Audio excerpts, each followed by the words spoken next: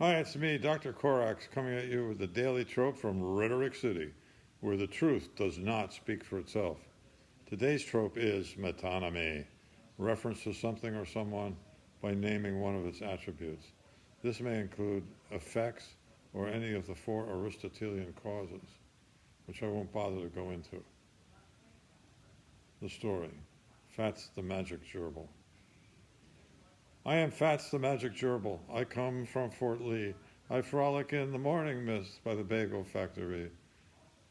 I did kids' birthday parties dressed as a big fat gerbil. I was fat under my costume. I was fat everywhere. That's why I was Fats. I could barely walk, but being a gerbil impersonator for 8-year-old kids doesn't require much. The kids feed me food pellets. We sing Fats the Magic Gerbil together and play hide and seek. I'm easy to find because I'm so big and fat. The kids liked that. I was pretty happy doing this for a living, but I was ready for a change. Get this, I'm interviewing for a position as Kash Patel's bodyguard. 10 years ago, I was a special operator with the 7th Special Forces Group. I was thin and tough and fearless. I could jump from a helicopter at 2,100 feet. I could rappel down a 300-foot-high brick wall. I could hike 40 miles with a 50-pound pack.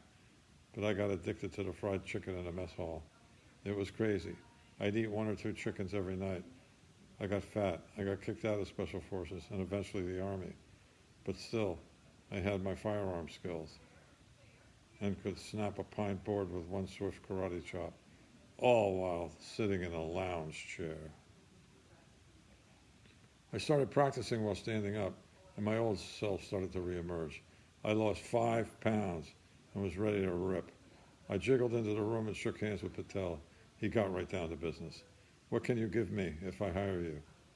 I had a crawfish farm in Alabama that I inherited from my grandfather. I offered it to Patel in exchange for the job.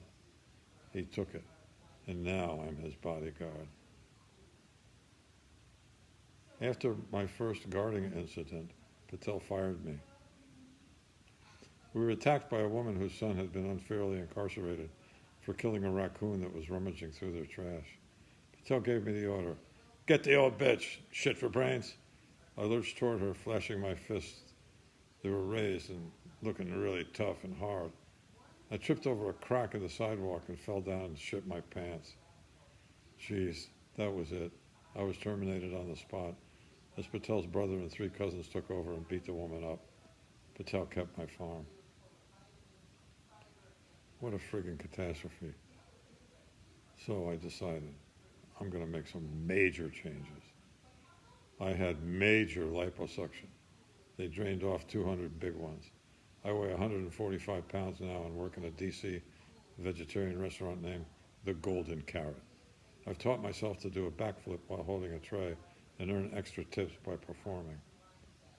When I think about my past, I wonder why I didn't do this in the first place.